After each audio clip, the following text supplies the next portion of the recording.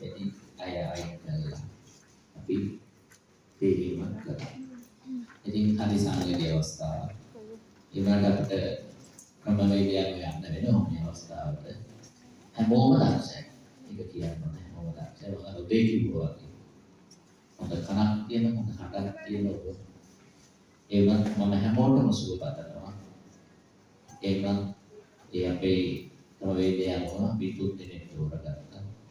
ඒ කියන්නේ මම දෙවෙනි ඡන්දේ තුන් දෙනාගේ ඒකම අපිට තීරණය අනුව ලකුණු දාලා වෙන්නේ රාශියෙන් ලකුණු දාලා කොහොම හරි තීරණය කරා. ඉතින් ඒක ඇත්තටම කියන්නේ මිසක් සුබදවසක් සුබාරාධ්‍යයක් ප්‍රාර්ථනා.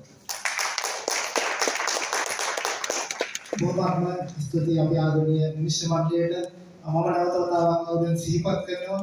අද දවසේ සර මණ්ඩලයේ 2026 දකුණු පළාත් තරඟ අපිට නිශ්චිත සිදු කළ දුන්නේ මාතර කලාපාධ්‍යාපන කාර්යාලයේ නියෝජ්‍ය අධ්‍යක්ෂක, ඒ වගේම සෞන්දර්ය පිළිබඳ අධ්‍යක්ෂ එච්.එම්. චන්ද්‍රකුමාර මහත්මයා, ඒ වගේම හුඟම විජේබා ජාතික පාසලේ සංගීතාචාර්ය මසීමා දීපානි විජේතිලක මහත්මිය, ඒ වගේම කාලා නිමර මහාවිද්‍යාලයේ සංගීතාචාර්ය ටී.ජී. නදීෂා ලක්මාලි මහත්මිය. නැවත වතාවක් මේ තුන්දෙනාට හොඳ අපොසන්නාදයක් දෙන්න අභිනවසේ අධිපති මෙතන හොඳ විශ්වාස ලබා දෙන්න අපිට පිළිගන්න.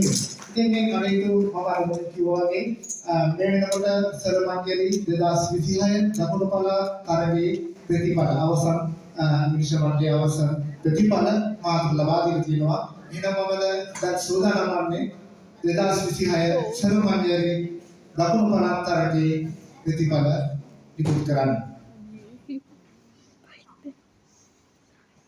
හොඳයි. එහෙනම් අද දවසේ සරමංජලි 2026 ගාල්ල මාතර හම්බන්තොට දකුණු පළාත් තරගයේ තුන්වැනි ස්ථානය ලබා ගන්නේ ආර්.බී. නිමල් ශේනක හම්බන්තොට දිස්ත්‍රික්කය.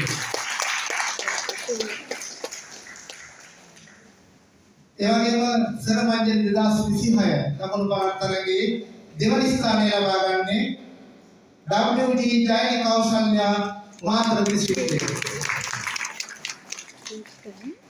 එහෙනම් කවුද එක? සරමංජලි 2026 ගාල්ල මාතර හම්බන්තොට දකුණු පළාතේ අද දවසේ ගීත ගායනා තරගයේ ප්‍රථම ස්ථානය ලබා ගන්නේ ජීවත් මුනි ප්‍රකාශ් කුමාර සිල්වා ගාල්ල දිස්ත්‍රික්කය.